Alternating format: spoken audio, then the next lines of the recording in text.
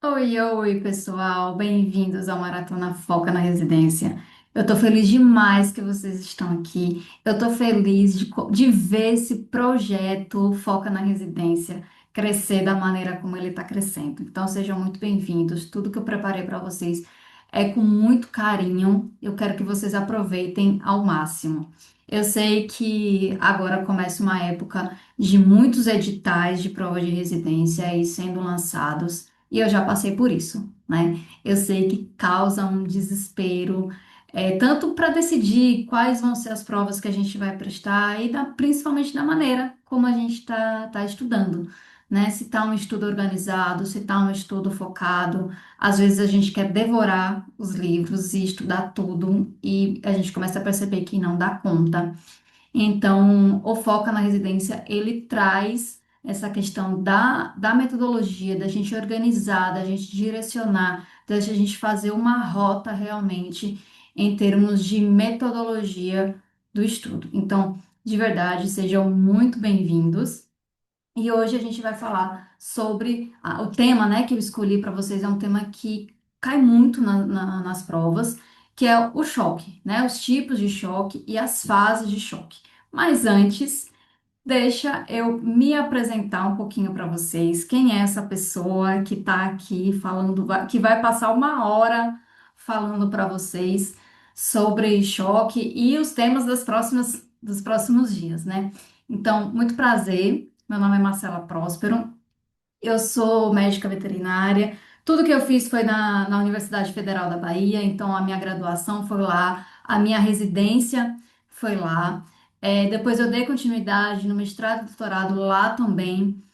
E assim, gente, já na graduação, ali faltando uns 2 anos para eu terminar a graduação, eu me encantei, né, pela patologia. Eu peguei as disciplinas de patologia geral e especial, então ali já rolou um primeiro encantamento.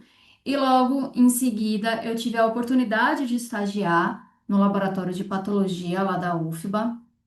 E assim, gente, ali começou para mim um verdadeiro amor, né? Ali eu comecei a construir ali um amor platônico pela patologia. Então, eu já saí da graduação decidida de que eu iria fazer a residência, de que eu queria me especializar nisso. Durante a graduação, eu fui monitora de patologia, né? Então, ali também já despertou um pouquinho isso da docência, do ensinar, de estar presente ali, de estar junto com os alunos. Também tive a oportunidade de fazer iniciação científica, que também é algo que engrandece demais a nossa experiência profissional, o nosso currículo. Então, eu já saí dali da graduação com essa bagagenzinha dentro da área de patologia, já tinha ido para alguns congressos e fui me apaixonando cada vez mais e fiz a residência, né?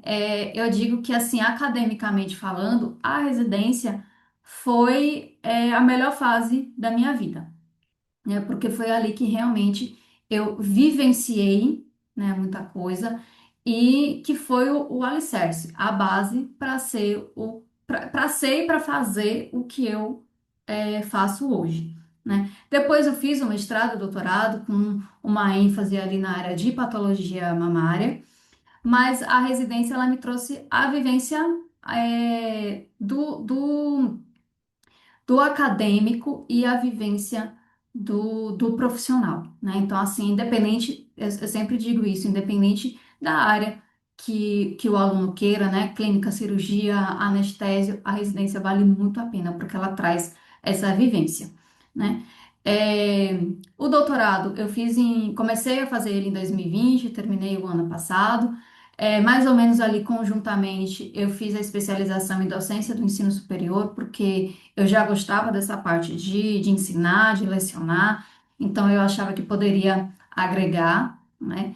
E atualmente, né, na verdade, desde 2022, a gente fundou o laboratório MP Patovete, da qual eu sou a sócia e responsável técnica. Então, eu também tenho essa vivência, essa experiência com a parte laboratorial, né, de laboratórios particulares, que também é uma outra realidade, né?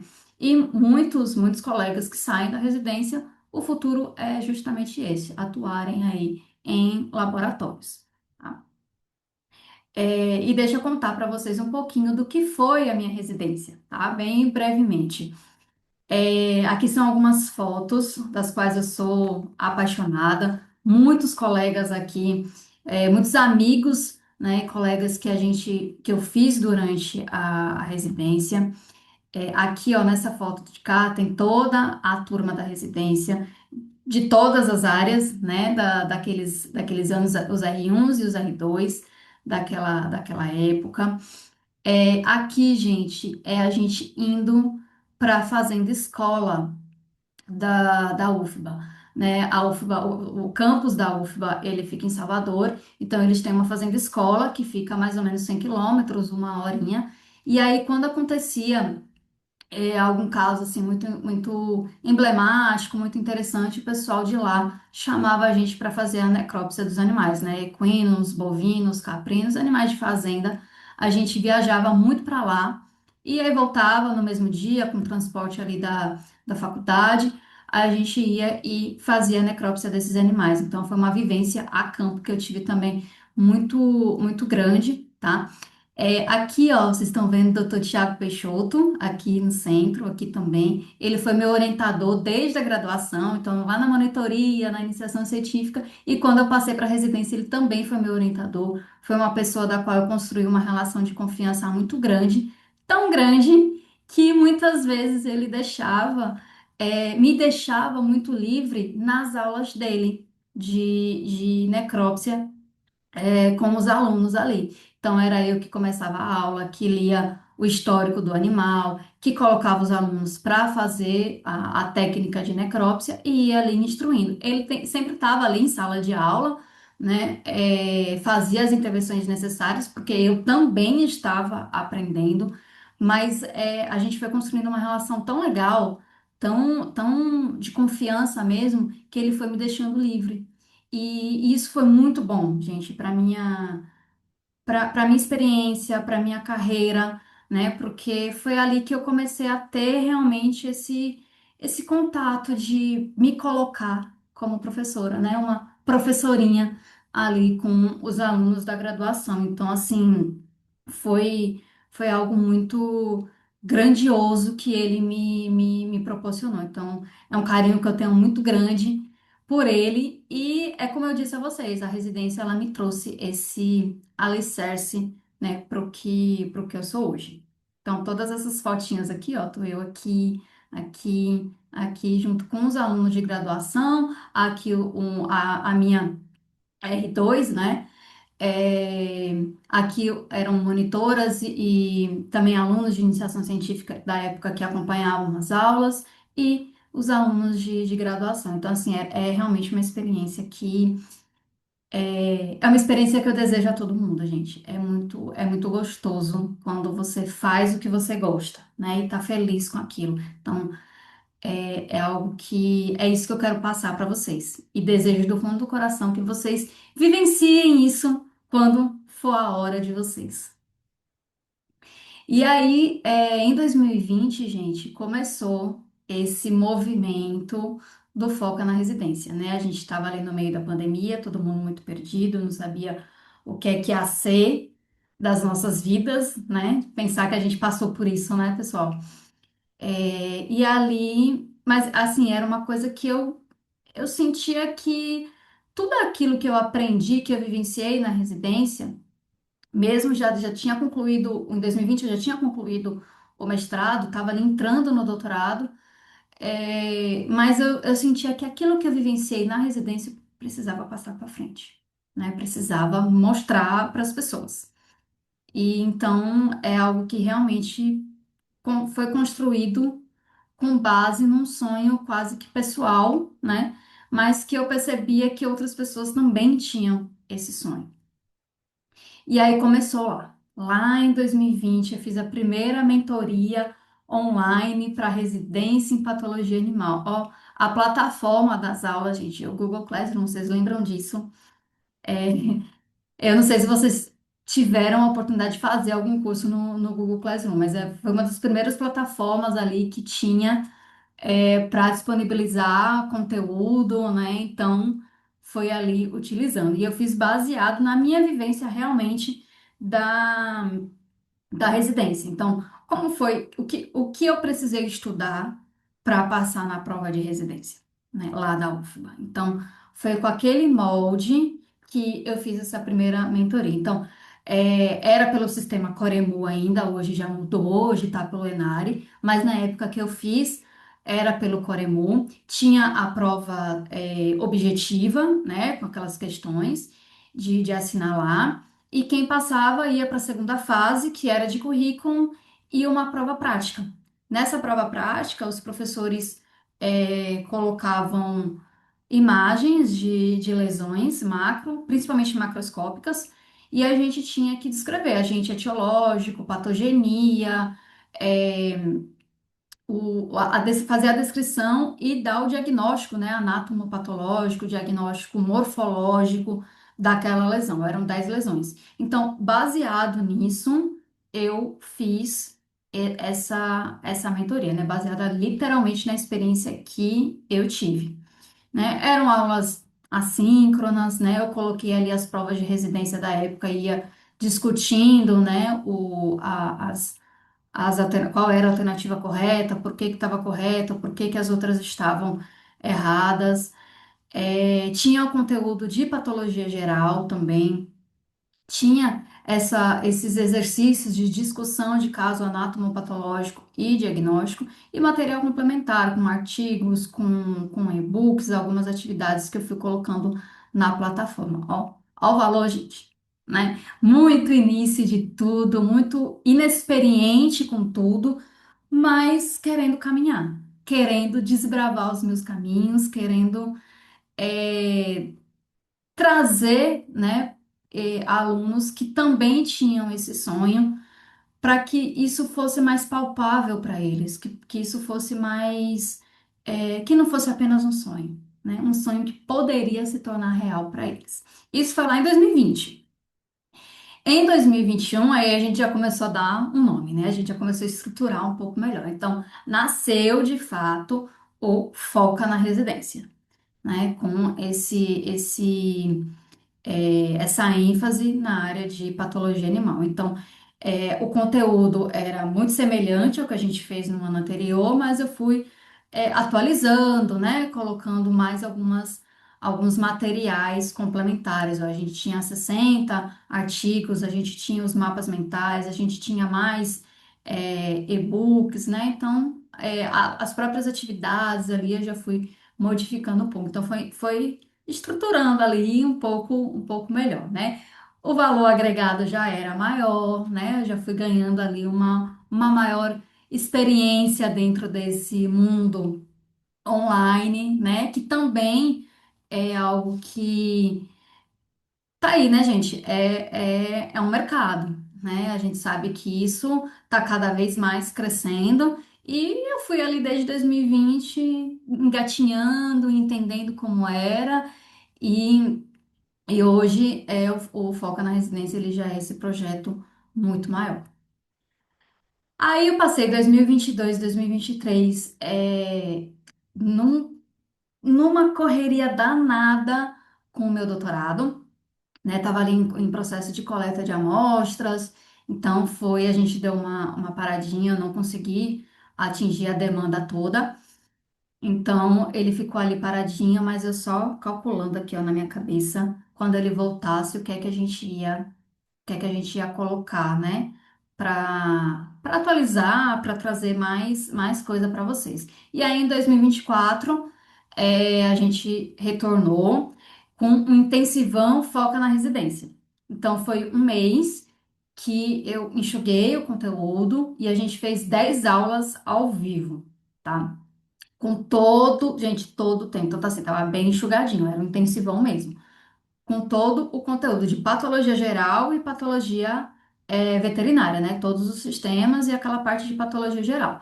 Então, bem estruturadinho, a gente ainda fez resolução de questões, a gente fazia uma metodologia de revisão ativa, onde os meninos faziam ali os mapas mentais, né, para a gente ir fixando realmente o conteúdo.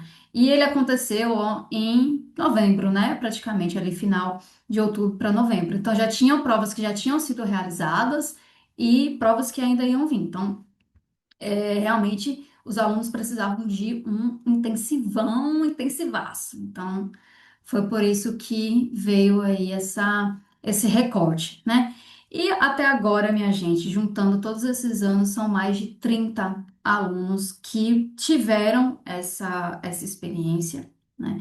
E eu percebo que o Foca na Residência ele é um projeto que ele só tende a crescer cada vez mais, né? É um projeto que ele é amplo, ele é um projeto que ele traz essa força, né? Essa dedicação, e ele tem mesmo esse objetivo de ajudar, né, os estudantes a focar de uma maneira um pouco mais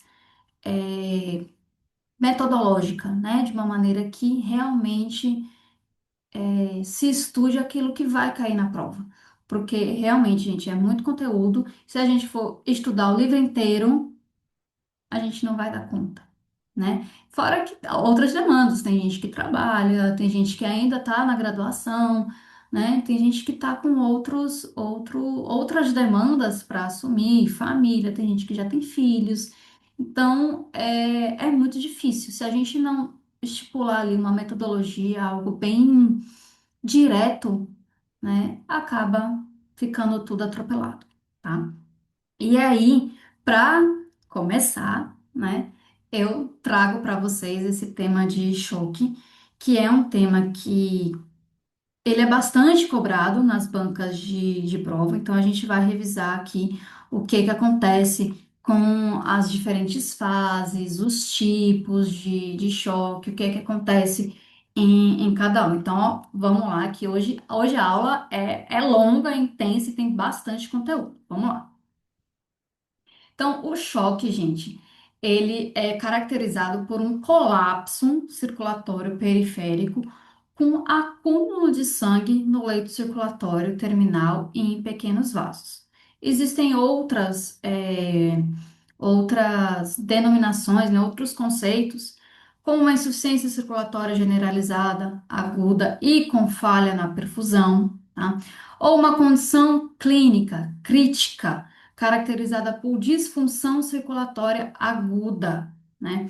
Resultando em uma inadequada perfusão tecidual e, consequentemente, desequilíbrio entre o fornecimento e a demanda de oxigênio celular. Pessoal, toda a fisiopatologia do choque, ela está intrinsecamente relacionada à quantidade de oxigênio, tá? Então, qualquer alteração ali, seja na oferta inadequada de oxigênio ou um consumo excessivo de oxigênio, pode acabar resultando num choque. Então, percebam que, independente aqui, né, do conceito que a gente observa nos livros, a gente está sempre falando de um colapso circulatório, ó, disfunção circulatória, que leva o quê? Inadequação da perfusão tecidual. Então, o que que eu quero dizer com isso? Que a quantidade de oxigênio que chega nos tecidos não é adequada, né? Os tecidos não recebem o oxigênio da maneira adequada, então eles ficam hipoperfundidos, tá? E aí começa a ter falha nessas funções orgânicas. Vamos lá. Qual a diferença entre choque e isquemia? Porque a base, gente, a basezinha ali é a mesma. Redução do fluxo de sangue para os tecidos. Qual é a diferença? A isquemia, ela é localizada, né? Então, ali, por exemplo, se a gente pensar como um exemplo aqui, um infarto do miocárdio, é um ponto de isquemia naquele tecido. Só que o choque, ele é uma redução desse fluxo sanguíneo para todos os tecidos. Ele é sistêmico, tá? Então, é uma insuficiência circulatória de todo o corpo, causando um dano celular sistêmico em todo o organismo. E isso vai levar a uma falência múltipla de órgãos.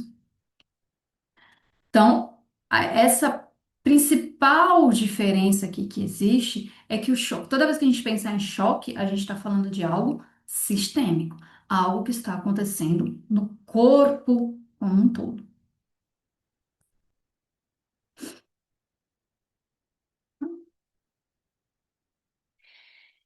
Gente, vamos lá. Eu vou tentar ser bem detalhista, tá? E bem devagar nesses conceitos. Então, assim, para a gente pensar que a manutenção da pressão arterial, ela depende de um coração bombeando adequadamente, tá? Então, uma bomba cardíaca funcionando adequadamente, tá? Se esse coração não está bombeando adequadamente, isso impede o sangue de chegar nos tecidos e diminui o débito cardíaco. Então, o débito cardíaco ele influencia na pressão arterial. Volume de sangue, tá? A quantidade de sangue que é ejetado também é muito importante. Se tiver uma queda, uma diminuição da quantidade de sangue que é ejetado, vai alterar, vai diminuir o débito cardíaco e, consequentemente, vai diminuir a pressão arterial. E um outro quesito importante para a manutenção da pressão arterial é o compartimento vascular, a resistência vascular. Ou seja, se ocorre uma vasodilatação, tá? Essa resistência vascular ela tá diminuída e isso consequentemente altera a pressão arterial. Que quando a gente tem vasodilatação, a pressão arterial ela tá reduzida, tá? Então, uma bomba cardíaca funcionando adequadamente, a quantidade de sangue ejetado e a resistência vascular são três pilares importantíssimos para manter a pressão arterial. Quando eu falo de débito cardíaco, eu estou falando da quantidade de sangue que o coração vai bombear por minuto, tá? E por isso, né, gente, ele vai depender da frequência cardíaca e do volume de sangue, tá? Se está uma frequência cardíaca diminuída, o débito cardíaco também cai. Se o volume de sangue não está adequado, está menor, o débito cardíaco também cai, tá? Então, débito cardíaco é essa quantidade de sangue que o coração bombeia por minuto. É, então, ó, toda vez que a gente falar numa situação de choque, a gente está falando em algo que ele é desencadeado por hipovolemia. Então, ó, volume de sangue eu não falei que é importante para manter o débito cardíaco e manter a pressão arterial. Então, se a gente diminuir o volume de sangue, a gente vai ter uma hipovolemia, seja ela absoluta ou relativa, a gente vai ver o que é isso, calma. E, consequentemente, a gente pode ter o desenvolvimento do choque. Hipotonia vascular nada mais é do que vasodilatação, e a gente está mexendo nesse pilar aqui, resistência vascular. Alteração no esvaziamento ou enchimento do coração, e a gente está falando diretamente do débito cardíaco, tá? Como que essa bomba cardíaca, ela tá ali, funcional ou não, tá? Para poder esvaziar, ó, bombear, esvaziar, ejetar o sangue adequadamente e até mesmo se preencher de sangue para posteriormente poder ejetar. E aí a gente tem três tipos de choque mais assim importantes, né? Que é o hipovolêmico, distributivo ou cardiogênico. Algumas literaturas vocês ainda vão encontrar o choque obstrutivo, tá? Aqui a gente colocou só esses três e o obstrutivo que geralmente está ali associado a uma dificuldade, como tamponamento cardíaco, né? Alguma situação que obstrui justamente essa ejeção do sangue, a gente colocou ali como uma causa também de choque cardiogênico, tá? Mas vamos passo a passo para a gente não confundir. Eu só quero trazer que existe na literatura o choque obstrutivo. Mas vamos lá. Choque hipovolêmico, ele está relacionado à perda de volume circulante. Esse volume, ele pode ser de sangue propriamente dito, tá? Mas ele também pode ser de fluido, de plasma, tá? Que aí a gente teria um choque hipovolêmico relativo.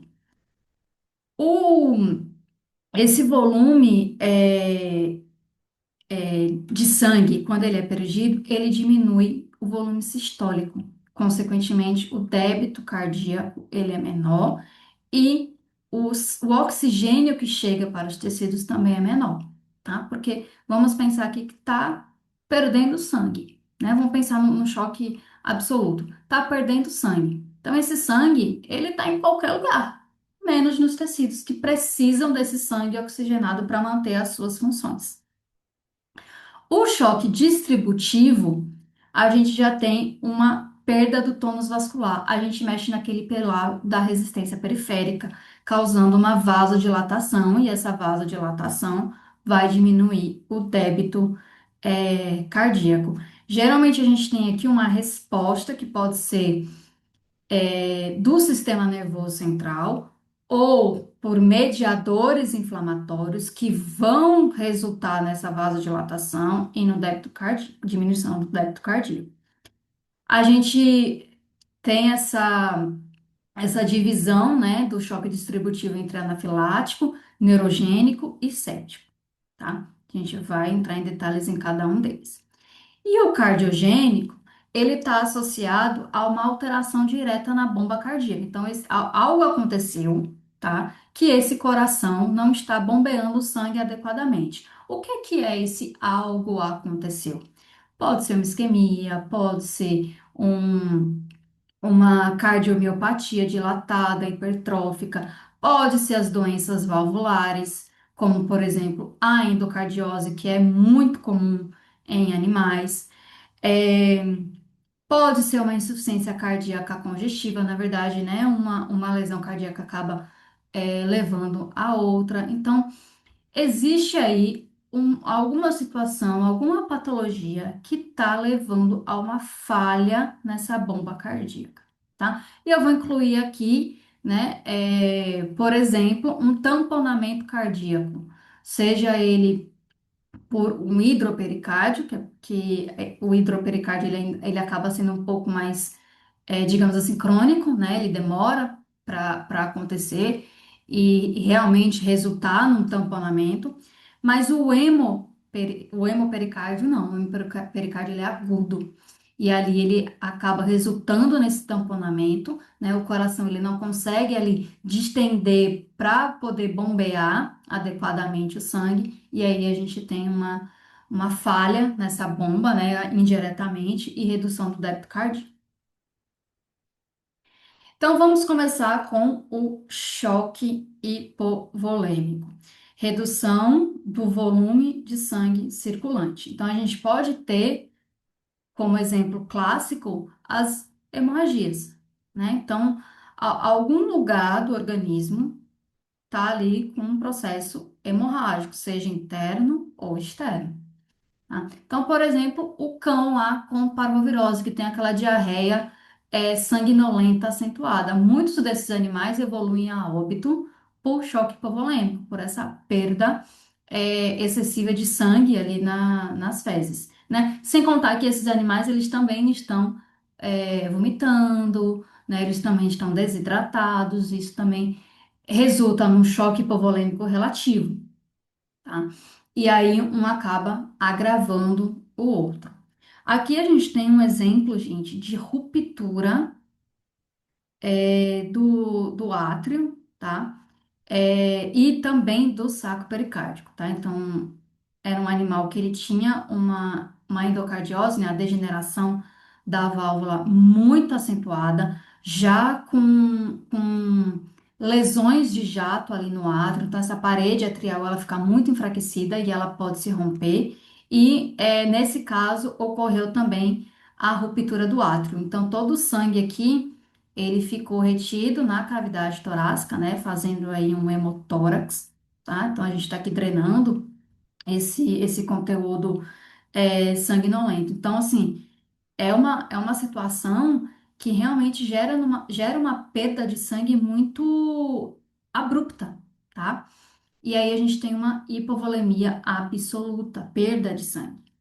Aqui a gente tem uma ruptura esplênica, um nódulo esplênico, tá? Que era um hemangiosarcoma, a gente confirmou posteriormente no histopatológico, e olha a quantidade toda de sangue coagulado, mais o que estava presente na cavidade abdominal.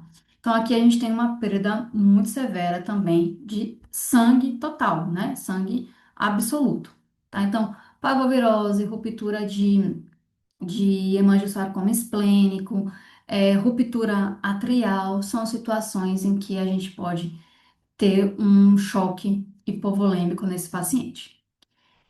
E aí, como eu disse a vocês, a gente pode ter a presença também de um choque hipovolêmico relativo, que aí não é a perda de sangue propriamente dita, mas é a perda do, dos componentes desse sangue, né? Então, a fração líquida, o plasma presente, tá? Então, animais desidratados, animais que têm uma diarreia e aí não precisa ser sanguinolenta, só o fato de ter uma diarreia aquosa, constante, grave, já pode resultar numa situação de choque hipovolêmico, nesse caso relativo. Animais que passam, né, por situação de queimaduras, né, queimaduras graves de terceiro grau, que tomam uma grande proporção da estrutura corpórea, pode resultar num choque hipovolêmico relativo.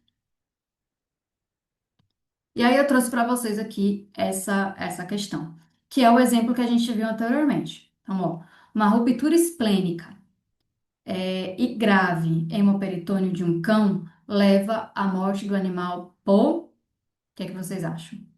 Choque cardiogênico, choque neurogênico, séptico, hipovolêmico ou distributivo?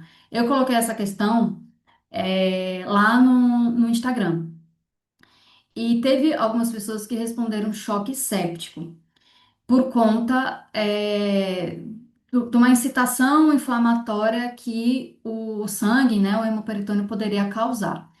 Gente, não daria nem tempo, tá? Quando ocorre uma ruptura esplênica, um órgão que é extremamente vascularizado, se a gente pensar ali que tem, né, uma situação neoplásica que leva a essa ruptura esplênica, e geralmente essa neoplasia é o próprio hemangiosarcoma, que já tem ali um componente sanguíneo, um encapsulamento sanguíneo muito grande, quando tem o hemoperitônio, ele é muito grave, ele é muito severo e é uma perda muito, muito significativa de sangue para a cavidade abdominal.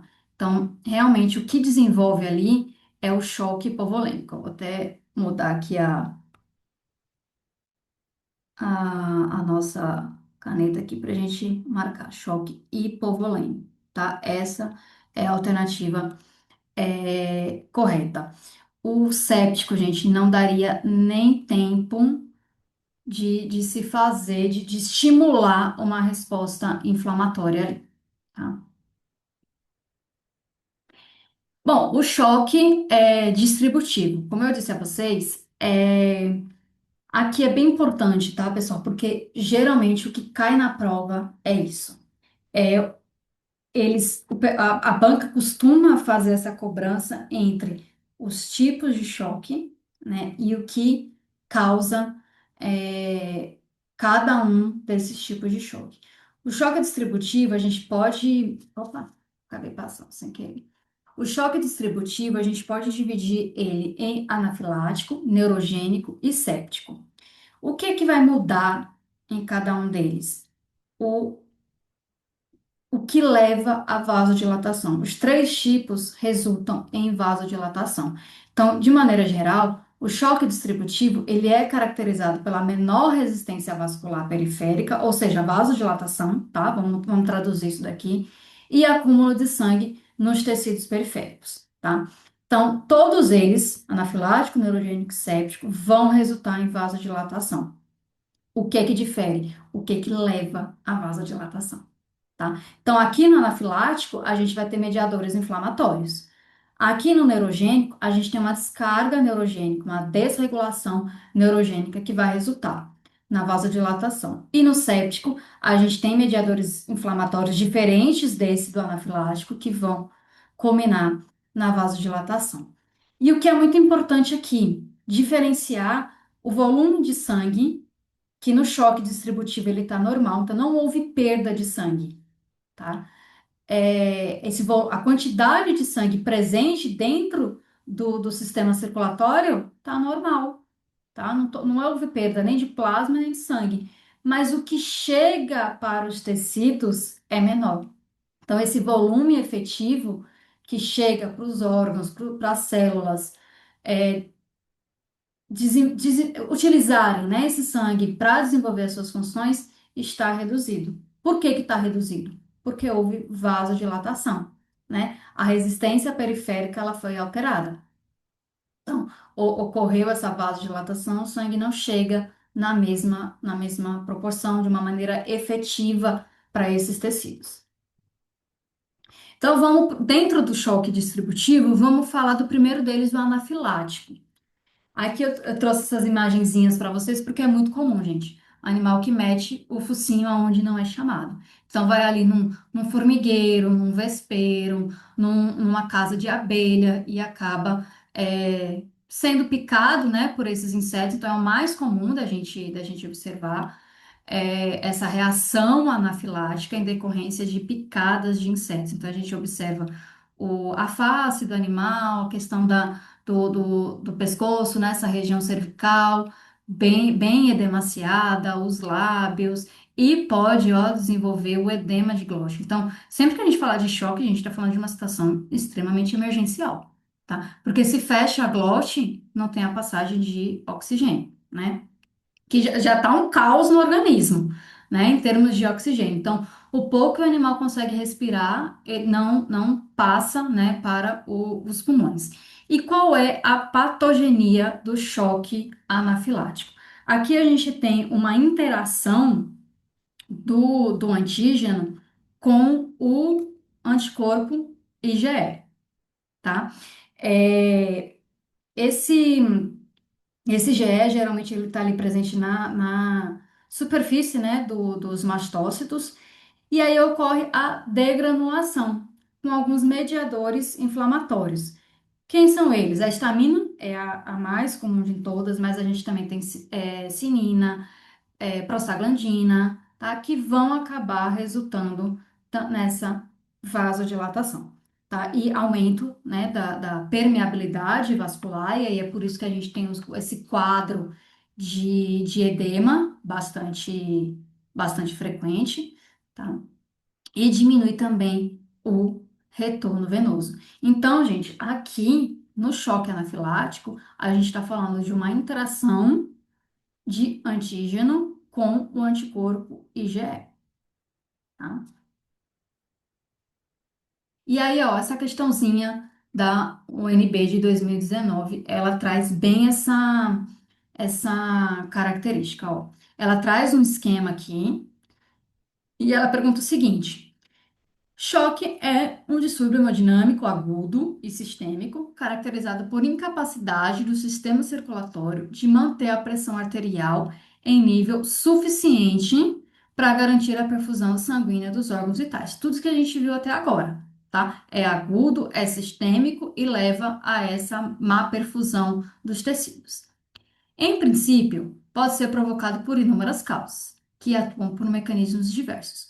Observe atentamente o esquema a seguir, que representa um tipo de choque, né? E aí ele quer saber qual é o tipo de choque que esse esquema está representando. Então, ó, bem clássico aqui, ó, uma célula de defesa que tem os seus anticorpos na superfície, que nesse caso ele já está dizendo aqui que é o IgE, e essa célula entra em contato com um antígeno e libera o quê? Degranula liberando a histamina. Então, só se a gente olhar esse eixo central aqui, a gente já mata essa questão. Essa histamina resulta na vasodilatação periférica, com diminuição da pressão arterial, hipoperfusão dos tecidos, desenvolvendo o choque. Então, só nesse eixo central aqui, a gente já consegue perceber que o que está acontecendo é um choque anafilático, tá? Então, vamos aqui, ó, assinalar, cadê a nossa questão? Choque anafilático. Por que que não é um choque séptico? No choque séptico, a gente tem uma reação de hipersensibilidade, principalmente do tipo 4, que é aquela em que existe uma resposta celular por TCD4 e TCD8, tá? Quando a gente tem IgE na nossa, no nosso esquema, aqui a gente está falando de uma reação de hipersensibilidade do tipo 1, tá? Por que que não é hipovolêmico? Porque não tem perda de sangue. O que tem aqui é uma reação antígeno-anticorpo, né? Nesse caso, anticorpo IgE. Por que que não é cardiogênico? Porque não tem falha nenhuma na bomba cardíaca, né? O coração está intacto ali. E o obstrutivo, que ele pode estar ali alocado, né, dentro do cardiogênico, também não existe algo obstruindo digamos assim, esse fluxo sanguíneo, tá? Então, choque anafilático é a nossa resposta correta. Só mudar a caneta aqui. Choque distributivo neurogênico. Aqui a gente já tem uma situação que vai, como eu disse, né, resultar nessa vasodilatação. Os três tipos de choque distributivo resultam na vasodilatação. Mas o que é que muda aqui? Quem leva a vasodilatação é uma desregulação neurogênica, tá? Que vai resultar numa redução do tônus das artérias e veias. Vasodilatação, gente, quando vocês falarem, ó, redução do tônus, menor resistência vascular periférica, a gente está falando de vasodilatação, tá? A gente está falando de algo que está resultando em vasodilatação, tá? E, consequentemente, menor retorno venoso ao coração. Em que situações que a gente pode ter um choque neurogênico? Ó, traumatismos daqueles mais severos, né? Um cão que foi atropelado, situações de maus tratos também, que os animais acabam, né? Sofrendo ali com alguma pancada, né? Seja um chute, seja uma paulada, essas coisas acontecem e podem resultar num choque neurogênico. Então, aqui a gente tem fratura de vértebras com lesão medular.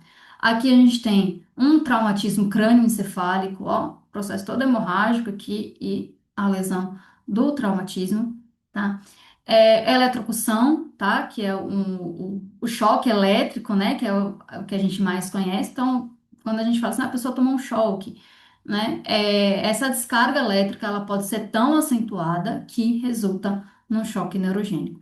Situações de medo, de dor, de estresse emocional também podem resultar num choque neurogênico. A gente já pegou situações de animais que evoluíram a óbito por ouvir fogos de artifício, eles ficam com muito medo, né, e podem desenvolver o choque neurogênico. Animais muito jovenzinhos, filhotinhos ainda, que vão para banho e tosa. E aquele ambiente que para ele é estranho, alguns animais são mais sensíveis, principalmente nessa fase mais filhotinha mesmo da vida deles, eles não estão acostumados. E é um medo tão intenso que acabam desenvolvendo choque neurogênico. Então, a gente já necropsiou animais nessa situação, né? Geralmente são casos em que tem um viés aí judicial, né? Então tem que ficar esperto nisso também. Quem é o culpado, quem foi que matou o animal, e na verdade é uma situação que o animal ele sentiu muito medo, né? Animais que têm medo de passear, gente, já necropsiei também. O animal ele tem medo do acesso à rua, barulho da moto, barulho do carro, barulho de caminhão. Muitas pessoas, o animal tem medo e pode evoluir a óbito ali. São situações bem tristes, né? Porque o tutor tá ali todo feliz que vai levar o animal para passear e na verdade, ele está causando um estresse tão grande no animal, que não está ainda acostumado e pode culminar numa situação extremamente fatal, o choque neurogênico, né? Anestesias gerais muito profundas também, quando não é administrado, né, numa quantidade adequada ali, pode resultar. Vamos lá, gente, ó. Choque neurogênico se relaciona a perda abrupta de grande volume de sangue? Não, né? Aqui a gente está falando de um. Opa, troquei aqui. A gente está falando de um choque hipovolêmico. Abrupta descompressão cavitária. Então, por exemplo, assim, numa atuação gástrica, num deslocamento de abomaso, onde a gente tem ali um sangue que ele fica preso, né? Ele fica ali represado por um tempo. Quando ocorre a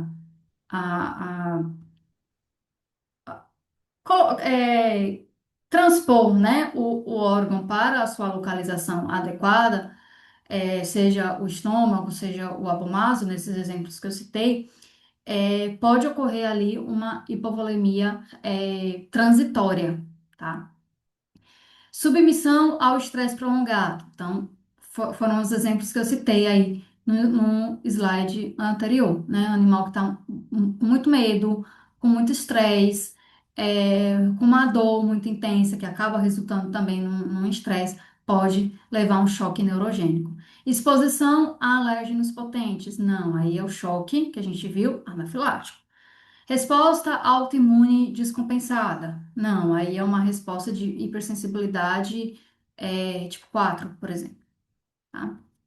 Então, percebam, pessoal, que assim, existe um certo, uma certa metodologia na maneira como essas questões são abordadas. Geralmente eles colocam um conceito, a causa e um exemplo. E aí mistura tudo isso e você tem que ver o que é que está lhe trazendo como informação correta ou errada. Então percebam que a metodologia das questões é muito semelhante, tá? E desculpa, o que a gente percebe é que se a gente não coloca uma metodologia nessa maneira de estudar, a gente realmente vai acabar se perdendo, tá? É, eu quero mostrar algo para vocês muito interessante que pode acabar de uma certa forma confundindo vocês. Por isso que eu quero que vocês tenham plena convicção de como que as bancas vão abordar os assuntos com vocês. E isso é para tudo, tá, gente? Não só com assunto de choque. Bom, vamos lá, vamos caminhar que tem bastante coisa ainda. Choque distributivo do tipo séptico. O que é que a gente tem aqui? A gente vai ter bactérias ou fungos, geralmente bacteriano, que vão liberar mediadores vasculares e inflamatórios, causando a vasodilatação. Então vamos lá. No choque anafilático, a gente viu que existe ali uma interação entre um antígeno e o anticorpo IgE, liberando mediadores inflamatórios como a histamina. No neurogênico, a gente viu que existe uma descarga neuronal que vai levar à vasodilatação. E aqui no séptico, a gente tem uma ação bacteriana, tá? Que vai acabar resultando numa estimulação inflamatória, com essa liberação de mediadores, que vão resultar em vasodilatação.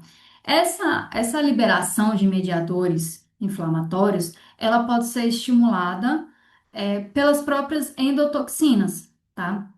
Então, tanto os agentes infecciosos, tá, quanto os mediadores inflamatórios podem levar a uma resposta de resistência vascular periférica menor, e aí a gente tem o processo de vasodilatação, tá? Um exemplo clássico, gente, piometra, tá? Piometra mais comum da gente observar o animal entrando em sepse, tá? Onde a gente tem ali a ação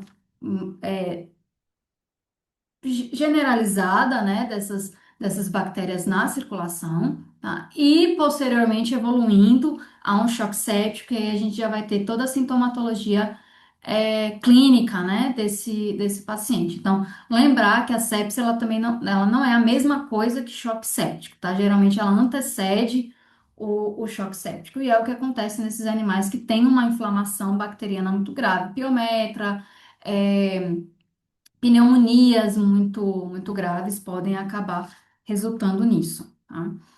Algumas peritonites também muito severas, tá? E o que que acontece, né, nesse processo todo bacteriano? Então, a gente vai ter um agente microbiano que vão liberar aquelas endotoxinas, como lipopolissacarídeos, e vão resultar num dano endotelial, tá? E aqui a gente já começa a ter uma fase inflamatória. Essa fase inflamatória, aqui a gente pode ter a característica da sepse, não ainda o choque séptico, mas vai evoluir, né? Ele vai se tornar sistêmico, essa vasodilatação sistêmica, ela vai resultar no choque séptico, tá? Que aqui a gente já está falando do organismo como um todo sendo acometido ali por essa vasodilatação, e aqui a gente já começa também com alguns sinais clínicos do choque, tá? Existe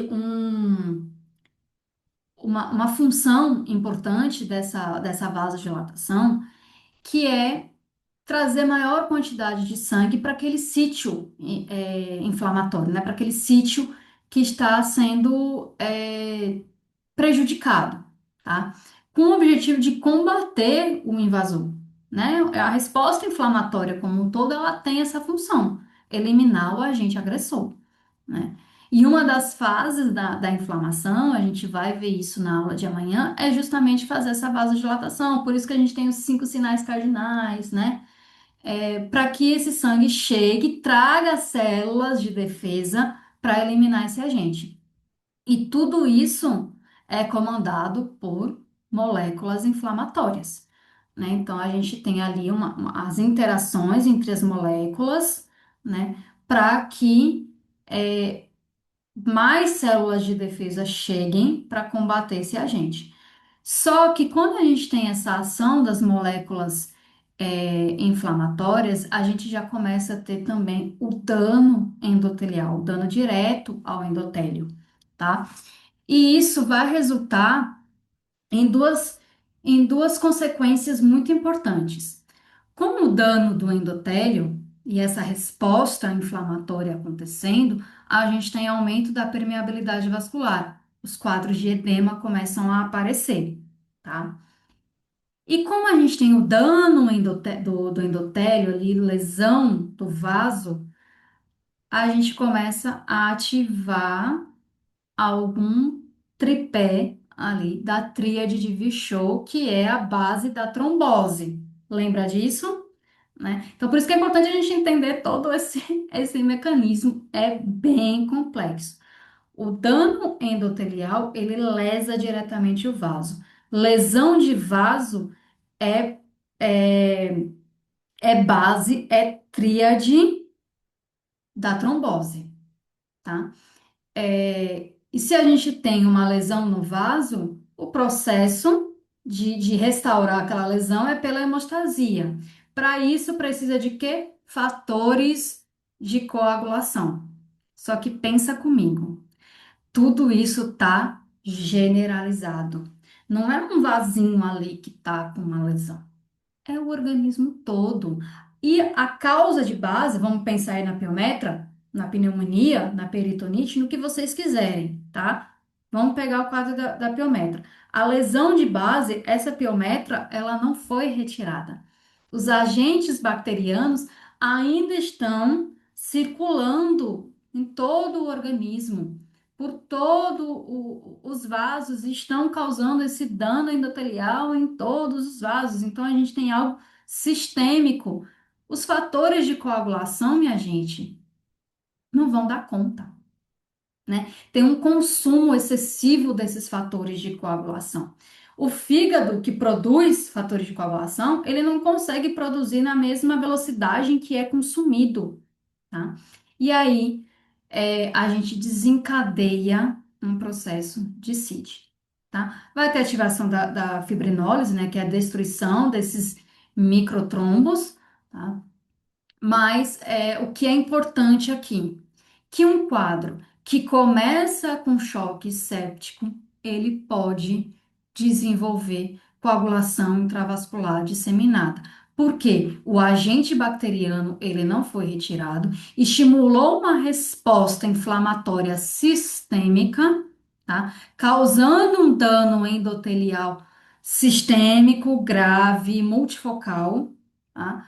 Que vai consumir os fatores de coagulação. E aí o animal ele adentra a clínica com quadro de CID, né? Seja na fase hemorrágica ou na fase trombótica. E aí o clínico fica maluco tentando entender qual é a origem. A origem está lá, um agente bacteriano que disseminou tudo isso, tá? E aí tem que estabilizar o animal para conseguir, por exemplo, fazer uma cirurgia de piometra e por aí vai. Então, assim, gente, é muito complexo mesmo. E tudo isso, gente, acontece de uma maneira muito rápida. Todo esse caminho que vocês estão observando acontece clinicamente no animal de uma maneira muito rápida. Bom, quando ele desenvolve a CID, né, coagulação intravascular disseminada, aí pode ocorrer a formação desses microtrombos, né? E aí pensa comigo. Oxigênio já tá ruim, que já lá do choque séptico, que já houve vasodilatação, o sangue oxigenado já não chegou adequadamente para os tecidos. Aí ainda encontra microtrombos na circulação. Vai chegar oxigênio? Não vai. E aí os órgãos começam, né, a entrar ali numa falência mesmo, por conta dessas áreas de infarto, né? Vai ocorrer hipotensão e hipoperfusão. Hipoperfusão, porque não está chegando oxigênio para esses tecidos, e aí começa a ter falência múltipla dos órgãos. Então, se a gente não corrige isso nas fases iniciais, complica. E a gente vai ver isso quando a gente falar das fases do choque, tá? Vamos lá. Olha o exemplo da piometra que eu citei para vocês. A piometra acentuada de uma cadela pode resultar na morte do animal por. E aí? Deixar vocês lerem. Cardiogênico? Tem falência na bomba? Não, o coração tá tranquilo. Neurogênico? Houve uma descarga neuronal? Um traumatismo crânioencefálico? Uma situação de estresse? Não. Choque séptico, porque aqui na piometra a gente tem a ação das bactérias. Hipovolêmico, tá perdendo sangue ou desidratando? Não. Choque obstrutivo? Também não, né? Obstruindo aí esse fluxo de ação, né? Do fluxo sanguíneo? Não. Então, choque séptico pela ação das bactérias. E o choque cardiogênico? Tá? Então, a gente falou do choque hipovolêmico, do choque distributivo, né? Dividindo ali entre anafilático, séptico e neurogênico. E agora a gente vai falar do choque cardiogênico. Aqui no choque cardiogênico, a gente tem uma falha direta da bomba cardíaca. O que que pode resultar nessa falha, minha gente? Insuficiência cardíaca congestiva, endocardiose, ó, Olha como é que estão essas válvulas aqui, com essas nodulações firmes, é, brancacentas, né? É, que acabam resultando aqui numa falha no fechamento dessas válvulas, né? Então, ocorre a regurgitação do sangue. E isso aqui, nesse nível, assim, grave, pode resultar no enfraquecimento do átrio, tá? Esse átrio pode se romper, tá? E gerar aqui um hemopericárdio. Então, esse caso aqui, minha gente, ele é esse aqui, tá? Mesmo animal. tá? Percebam ó, a quantidade de sangue que a gente está retirando de dentro desse saco pericárdio. Tudo isso porque houve uma ruptura do átrio, que está escondidinho aqui atrás, tá? Essa parede do átrio, ela fica extremamente enfraquecida e se rompe.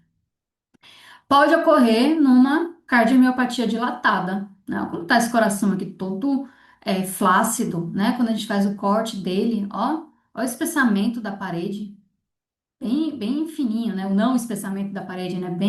Bem fininho, uma câmara cardíaca fortemente dilatada. Então, são situações em que pode resultar num choque cardiogênico, ruptura de válvulas tendíneas, arritmias, tá? São situações que culminam nisso. E, consequentemente, né, independente aqui de qual seja a causa, com a falha nessa bomba cardíaca, em ejetar uma quantidade de sangue adequada, o débito cardíaco diminui, né? Diminui esse volume de ejeção, diminui o débito cardíaco.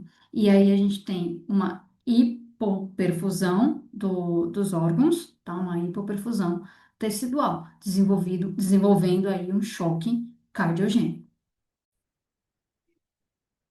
Então eu trouxe essa questão da UF de 2016. Vamos lá. O choque cardiogênico resulta da redução do volume sanguíneo circulante devido à perda de sangue causada por hemorragia? Não, né? Aqui ele está falando de um choque hipovolêmico. Falência do coração em bombear adequadamente o sangue? Aqui sim, né? É justamente o que representa aí um choque cardiogênico, a falha dessa bomba em ejetar o sangue de uma maneira adequada. Porque vamos ver as outras, né? Por que que as outras estão erradas? Vasodilatação sistêmica induzida por uma reação de hipersensibilidade do tipo 1. Não, aqui é o que? Um choque anafilático. Má distribuição do sangue devido à liberação excessiva de mediadores vasculares e inflamatórios causada por componentes bacterianos. Quem é aqui, minha gente? Choque séptico, né? Ó, componentes bacterianos. Tá? Então, a alternativa correta aí é a B.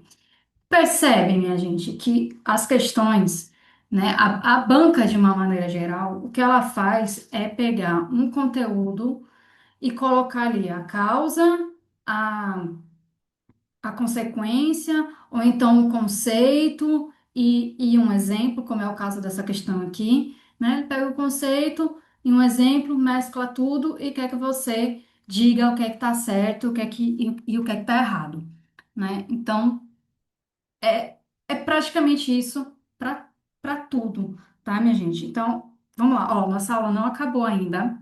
Tem coisa ainda para a gente falar, mas eu quero trazer algo muito bacana para vocês. Vejam só, é o nosso banco de questões de provas de residência em patologia veterinária. Tem questões de provas anteriores e tem questões formuladas por mim com a mesma metodologia utilizada pelas bancas de questões. São 250 questões, minha gente. É muita questão. Todas com gabarito comentado. Tem desde a parte de patologia geral, alterações reversíveis e irreversíveis, é, alterações hemodinâmicas, como essas que está incluído o choque. Tem neoplasia, alterações inflamatórias e de todos os sistemas da área de veterinária. São 28 temas. Todas têm todas as questões com o gabarito comentado. E no final, gente, de cada tema, assim, né, de cada assunto, tem um quadro com os conceitos mais importantes sobre aquele tema. Então, sobre o sistema urinário, tem ali os conceitos mais importantes. Sobre alterações hemodinâmicas, tem os conceitos mais importantes ali. Tudo isso para facilitar a fixação do conteúdo para vocês. Temos também no final desse banco de questões um bônus com mapas mentais, né, sobre temas específicos. E é muito interessante que vocês estudem com mapas mentais, fazendo uns esqueminhas, porque ajuda a fixar o conteúdo. E temos um e-book de plantas tóxicas, que também é outro assunto, assim, líder de cair nas provas. Então, assim, gente, é um banco pensado realmente para vocês treinarem os conteúdos que vocês vão estudando. Não adianta só estudar por teoria, tá? A teoria, ela é importante, vocês têm que começar por ela, mas para fixar o conteúdo, para vocês treinarem tempo de prova e habilidade do raciocínio, é com questão.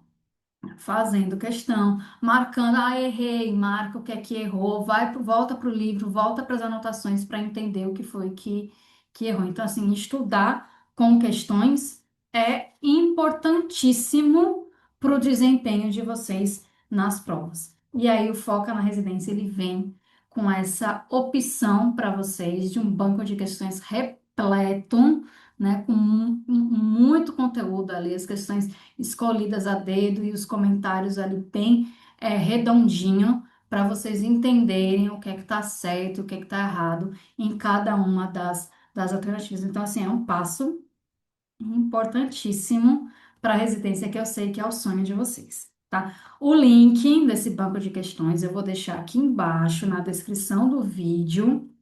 Procura aí que vocês vão achar esse banco.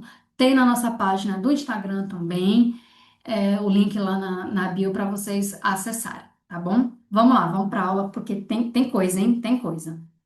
A gente vai começar a falar agora, pessoal, dos estágios do choque. Tá? Existem três, independente do tipo de choque, se ele é neurogênico, se ele é séptico, se ele é anafilático, se ele é hipovolêmico, se ele é cardiogênico, não importa. Existem três fases importantes pelo qual o choque perpassa. A primeira delas é o choque compensado, onde a gente tem ali uma ativação de mecanismos compensatórios que vão fazer de tudo para manter a perfusão tecidual. A gente não falou que o problema todo do choque é essa má perfusão que acontece? Então, aqui esses mecanismos compensatórios, o organismo não fica ali paradinho, não. Ele tenta, né, debelar aquele processo que está acontecendo com ele quer eliminar, então ele tenta ali ativar mecanismos para reverter aquela vasodilatação e para manter a perfusão, o oxigênio chegando aos tecidos. Uma segunda fase é o choque descompensado. Aqui, em todos aqueles mecanismos compensatórios que a gente vai ver, aqui já começa a não dar conta, tá? Então, a gente já tem uma fase mais progressiva mesmo, né? O início de algumas disfunções orgânicas já um pouco mais comprometedoras, tá? Na fase um e na fase 2, se a gente consegue remover a causa de base, se a gente consegue, se esses mecanismos compensatórios eles conseguem em algum grau realmente debelar esse processo que está acontecendo, a gente consegue restaurar o paciente à vida. Só que existe uma terceira fase, irreversível, como o próprio nome já diz, né? Aqui os mecanismos compensatórios eles já não conseguem mais atuar, né? E a gente já tem uma disfunção orgânica permanente. E o desfecho, ele é fatal, tá? Então, para o clínico, né? Para o indivíduo que está ali na clínica recebendo esse paciente, é importante que não chegue nessa fase, tá? A gente não quer chegar nessa fase irreversível, porque se chegar, vai acabar chegando para a gente lá na patologia, né? Então vamos lá, vamos caminhar. Primeira fase de mecanismos compensatórios. Como eu disse a vocês, a gente tem aqui uma fase em que o sistema ele ativa esses mecanismos, que é justamente, que é principalmente sistema nervoso central e sistema renina, angiotensina, aldosterona, para compensar essas falhas que estão acontecendo, tá?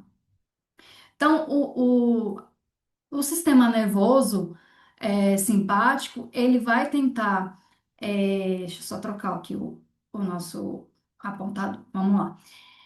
Vamos pensar aqui que esse indivíduo ele está ali, né, na hipotensão, com falta de oxigênio, pressão arterial lá embaixo, é, vasodilatação acontecendo. Então, quando o organismo começa a perceber isso, o sistema nervoso simpático ativa aqui baroreceptores, tá, que vão liberar adrenalina e noradrenalina, né, que são catecolaminas muito importantes que vão aumentar a pressão arterial e estimular a vasoconstricção. Então, esse é o primeiro mecanismo ali que acontece quase que de uma ativação quase que imediata nessa fase compensatória do choque, independente do tipo de choque. É a liberação de adrenalina e noradrenalina para justamente aumentar a pressão e fazer vasoconstricção.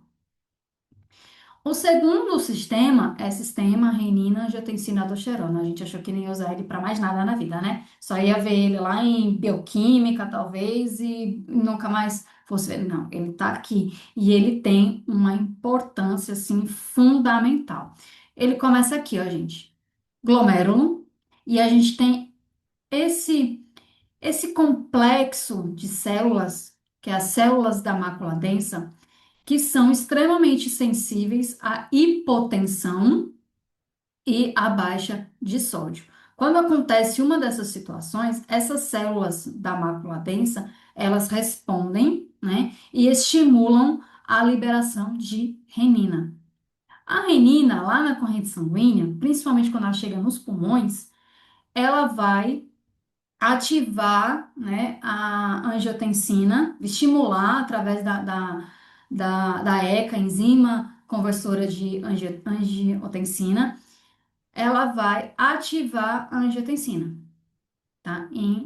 De angiotensina 1 para angiotensina 2. Essa angiotensina 2, ela é uma angiotensina ativa, que por si só já tem uma potência vasoconstrictora. Para que a gente quer a vasoconstricção? Para aumentar a pressão arterial, tá? Esse processo de ativação de angiotensina 1 e 2 acontece nos pulmões, tá? Quando a angiotensina 2 ela está ativa, que ela faz essa vasoconstricção e aumento da pressão arterial, ela também chega lá na adrenal e estimula a liberação de aldosterona. Para que a gente quer aldosterona? Para estimular a reabsorção de sódio, consequentemente de água, pelos túbulos contorcidos, né? Então, ocorre essa estimulação lá no rim de absorver a água e o sódio. Tudo isso para compensar, né, e aumentar a pressão arterial. Nessa fase compensada, existem alguns sinais clínicos que a gente vai observando no animal. O primeiro deles aqui, ó, taquipneia, o aumento da frequência respiratória, né? E isso acontece também para estimular essa troca gasosa que já está complicado no animal. Então, uma das respostas é o pulmão aumentar essa frequência respiratória para ver se a troca gasosa acontece mais rápido e mais oxigênio chega aos tecidos.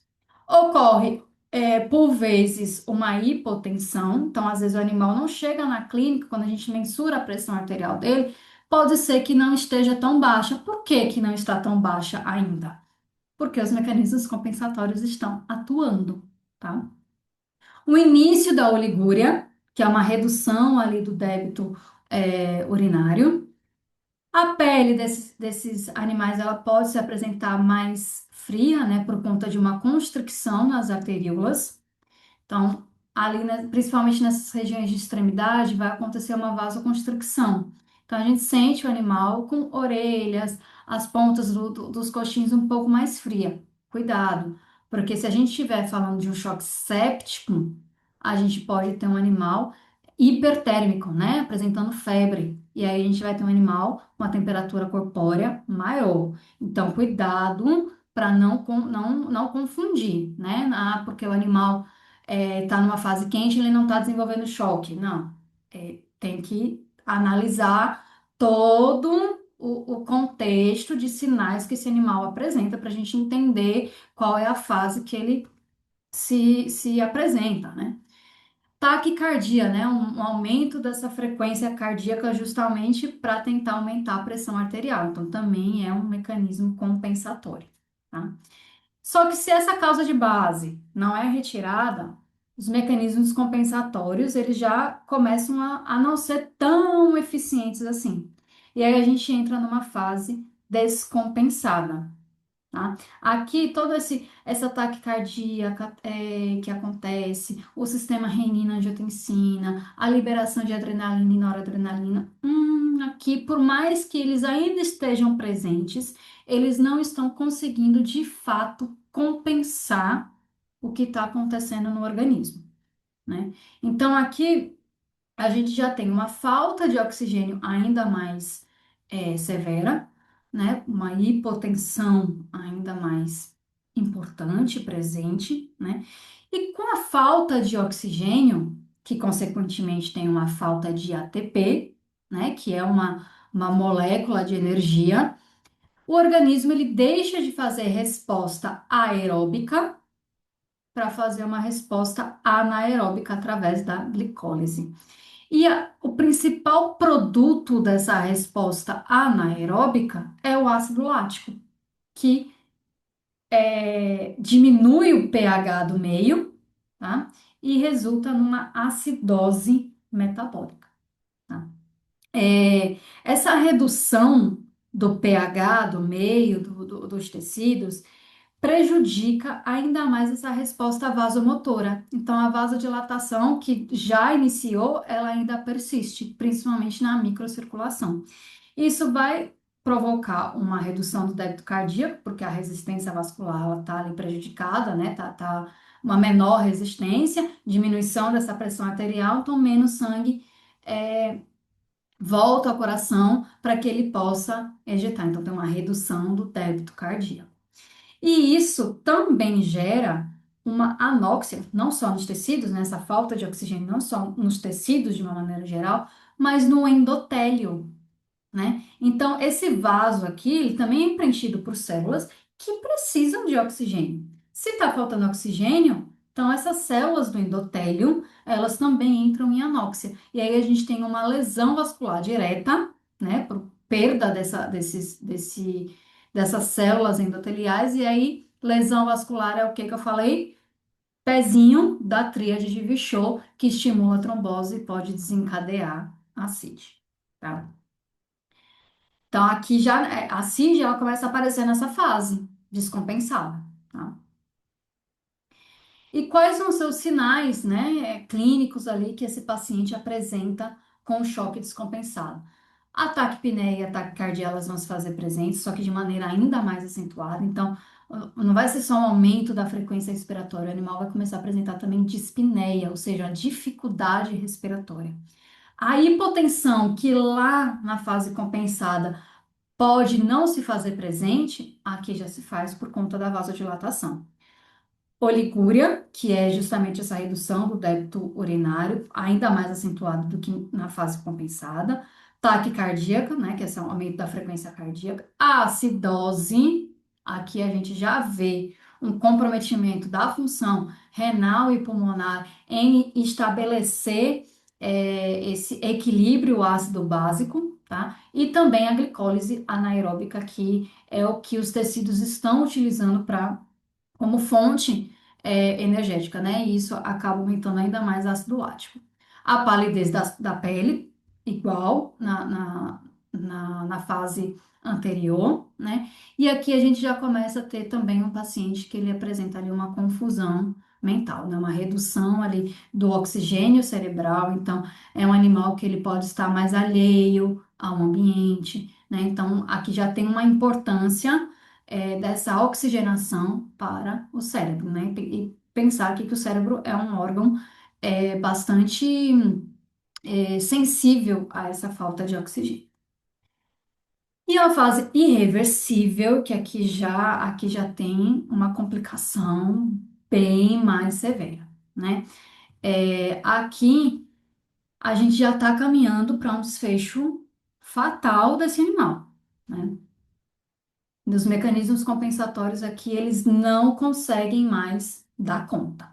A gente já vai ter aqui uma lesão celular ainda maior, né, por conta de toda essa acidose metabólica que existe no organismo. Então, inibe as enzimas de produzir energia, ocorre ruptura dessas membranas citoplasmáticas, tanto de mitocôndria quanto das células, e liberação dessas enzimas para esse meio, tanto para o citoplasma quanto para o meio extracelular, tá? Isso vai induzir a morte celular.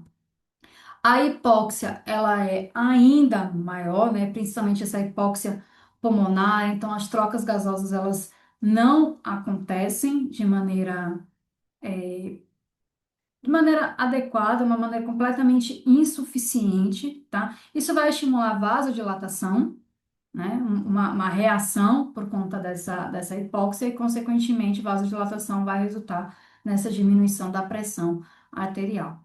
E, além disso, essa acidose metabólica, ela também leva a uma hipóxia, uma isquemia renal, né? Então, a gente já tem aqui um quadro de necrose tubular aguda, tá? Com falência mesmo, de néfrons, necrose, e aí a produção urinária, né, o débito urinário, ele passa a ser nulo, né? Não, passa a não ter produção urinária.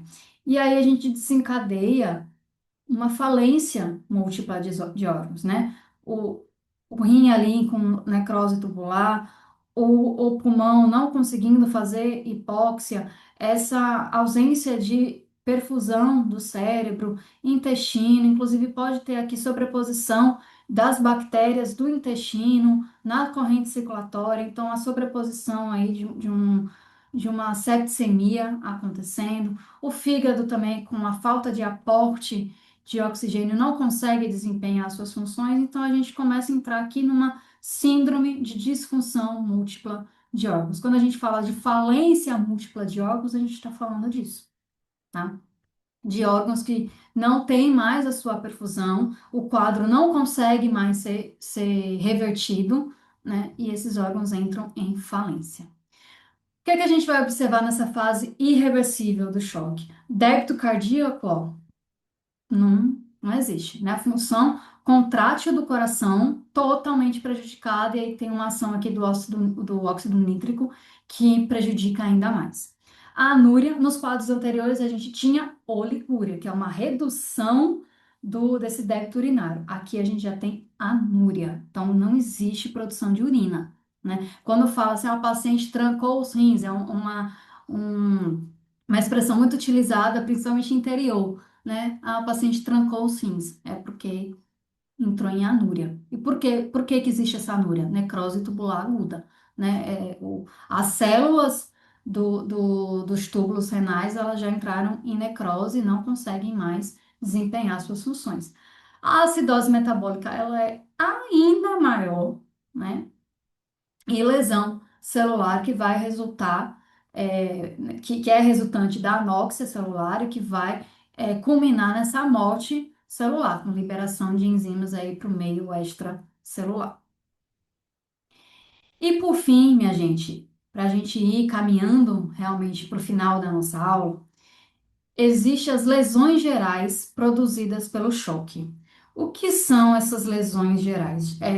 Geralmente, elas são resultantes do processo de isquemia, né? Lembra que a gente falou que tem pouco oxigênio para esses tecidos, né? Uma hipoperfusão, então eles vão sofrer com isquemia, né? E aí, algumas características que a gente observa na necrópsia desses animais que desenvolveram o choque. Então, quando ocorre essa isquemia, né, o endotélio vascular ele também vai sofrer com essa anóxia, com essa isquemia, e aí a gente tem a lesão vascular que pode desenvolver ascite, né? Lembra que eu falei? Mas se tem lesão no endotélio, tem o quê? Hemorragia, né? Pensa num macro. Cortou um vaso, tem hemorragia? Pronto. No microscópio também é assim, né? Um ponto ali focal de lesão do endotélio vai resultar num processo hemorrágico. Qual é a diferença, né, entre um processo pontual e o choque? Ele é sistêmico. Então, essas lesões endoteliais, elas estão acontecendo sistemicamente no organismo como um todo. E aí é por isso que a gente observa alguns quadros hemorrágicos. O principal deles são essas hemorragias endocárdicas, né, ou pericárdicas. Na superfície do coração a gente observa essas hemorragias, né, geralmente um quadro podem ser petequias, mas o mais comum que eu observo são sufusões mesmo sendo observadas na superfície cardíaca, endocárdica ou pericárdica. O pulmão de choque, caracterizado por edema, hemorragia e congestão. Olha como está esse pulmão. Ó, o fluido, né? Saindo aqui. Isso é edema. Olha a cor desse pulmão. né? Pulmão é rosa, gente. Rosa salmão, ele está completamente escurecido. Isso é congestão, né? E além disso, ó, alguns focos aqui de hemorragia. Se a gente observar isso no microscópio, é hemorragia.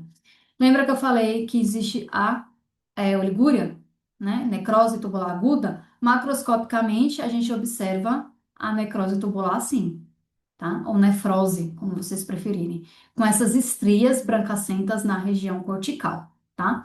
Podem ser mais acentuadas ou menos acentuadas. Olha a região córtico-medular, como está congesta. Então, uma das características também do choque é essa congestão sistêmica, né? Fígado, pulmão, rim, eles vão apresentar essa coloração vermelha escura, tá? Da congestão. Lembra que o sangue, ele não está circulando, né? Por que que ele não está circulando?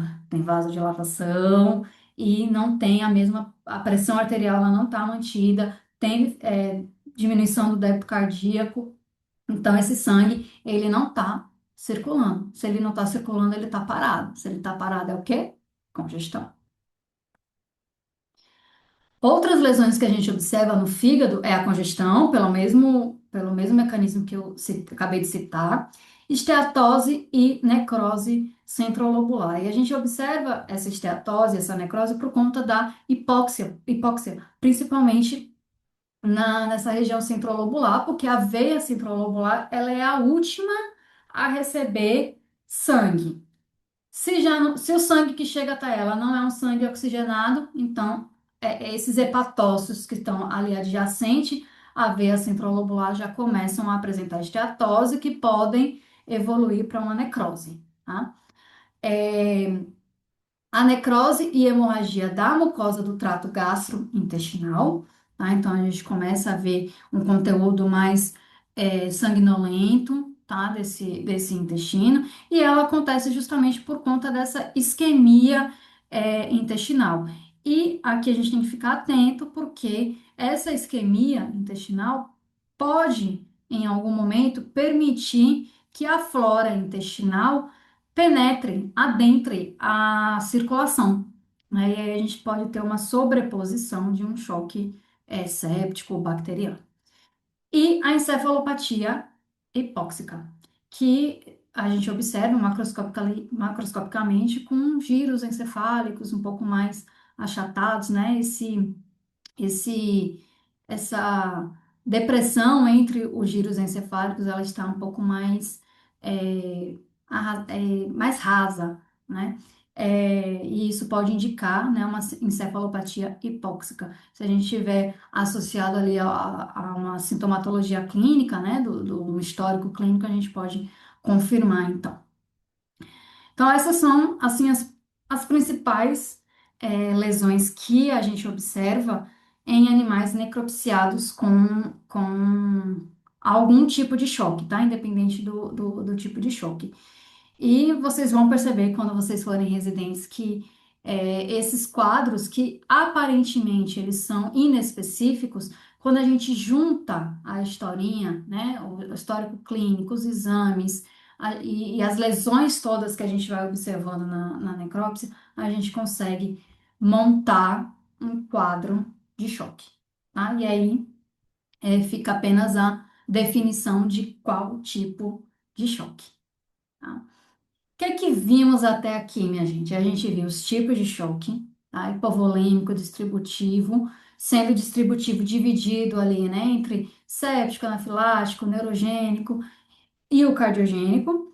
As fases do choque, compensada, descompensada, irreversível, o que é que acontece em cada uma dessas fases, quais são os sinais apresentados pelo paciente, as lesões produzidas pelo choque, e a gente pôde compreender como que a banca acaba cobrando principalmente sobre esse tema, né, de choque, mesclando ali conceito com algum exemplo. E já adianto para vocês que isso é uma maneira que as bancas acabam adotando para todos os temas.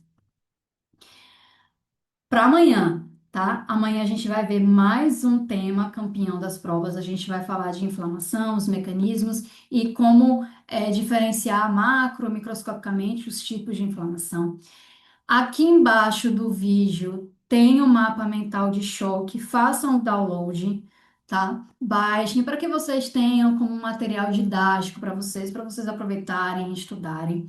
Vai ter um resumo de choque aqui embaixo também, vai estar tudo com um link bem descrito para vocês não se perderem, encontrarem o material. Então, vai ter o mapa mental e o resumo de choque.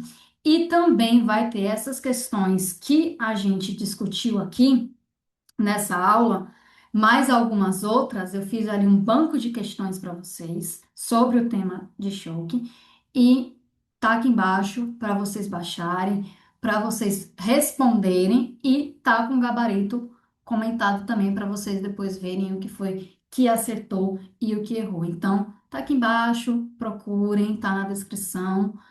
Para vocês não se perderem e terem um material didático bem completo para vocês, tá certo? Não se esqueçam do nosso banco de questão, que também tá o link aqui embaixo. Gente, ele tá maravilhoso. Vocês não vão se arrepender de adquirir esse banco, tá? Daqui para o final do ano, tem muito tempo ainda, dá para vocês responderem e estudando tema por tema, e aí vem para o banco de questão, responde a questão, vê o que errou, vê o que acertou, porque vai ajudar demais vocês a fixarem o conteúdo. E eu espero vocês amanhã na nossa segunda aula. Vou estar aqui, ó, esperando vocês para a gente falar sobre inflamação. Então, ó, um beijo, até amanhã.